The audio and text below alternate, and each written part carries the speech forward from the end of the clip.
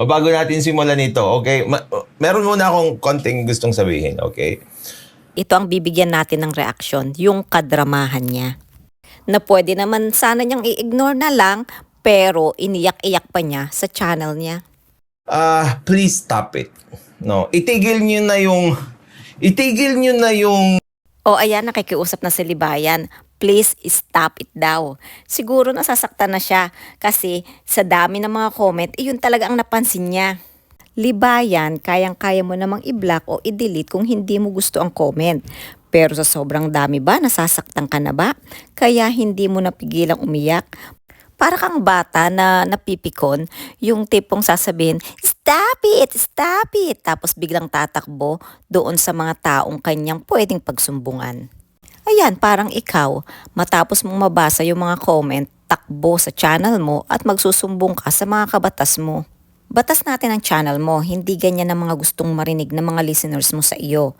Mga simpleng bagay, irarant mo pa dyan. Halata naman sa ngiti mo na nasasaktan ka, kaya hindi mo na napigilan na hindi patulan ng mga comments. Paano naman hindi mag-unsubscribe sa iyo ang mga ganyang simpleng bagay na pipikon ka at binibigyan mo ng oras imbis na mag-focus ka sa batas, kaso kung ano-ano na lang ang personal at mga opinion mo ang naririnig sa iyo.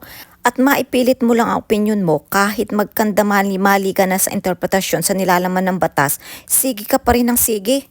Tapos kapag itinama ka, ikaw pa ang galit at ikaw pa ang mapanglait.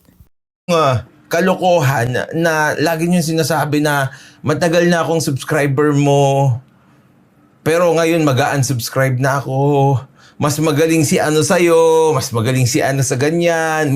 Masyado ka namang iyakin. Aware ka naman siguro na sa social media tayo, may mga bashers talaga at may mga listeners mo talaga na disappointed na talaga sa klase ng content mo na nag-subscribe sa iyo para matuto tungkol sa batas pero mali-mali na at puro opinion mo na lang ang napapakinggan nila at panlalait at paninira na lang madalas ang content mo. Unsubscribe na ako. Para kayong mga bata. Mga iyakin. Ikaw nga ang parang bata, kailangan mo pa ba talagang patulan yung mga ganong comment at sabing, stop it! Unless nasasaktan ka na sa dami na nababasa mo. So sino ngayon ang iyakin? Hindi naman kailangan sabihin. Hindi naman kailangan sabihin.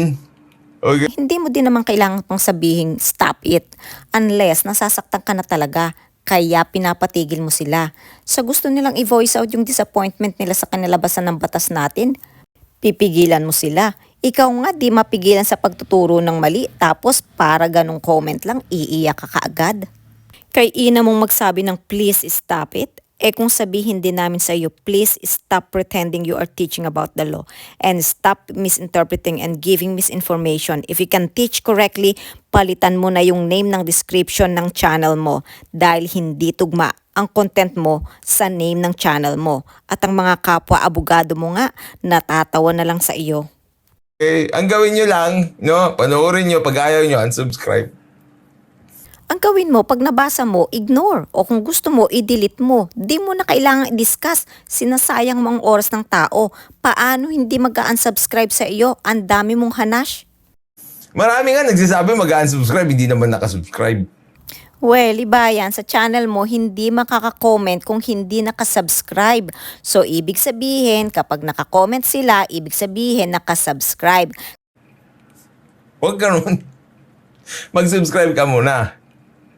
Okay? Mag-subscribe ka muna, tapos magdrama ka. Mag-unsubscribe na ako. Ganon. Ganon ang tamang gawin. Oh, tingnan mo kalokohan mo. Sinasabi mo stop it, tapos tuturuan mo pa na mag-subscribe, tapos magdrama. Para ano? Para dagdag engagement? Style mo talaga, Libayan? Hindi matagal ka ng subscriber, pero hindi ka naman nakasubscribe. Ewan ko sa'yo.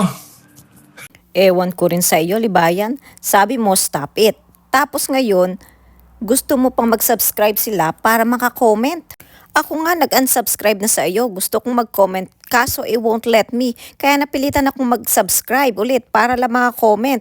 Kaso mukhang hinaid ako ng moderator mo, kaya hindi nababasa ang mga comment ko sa LS mo.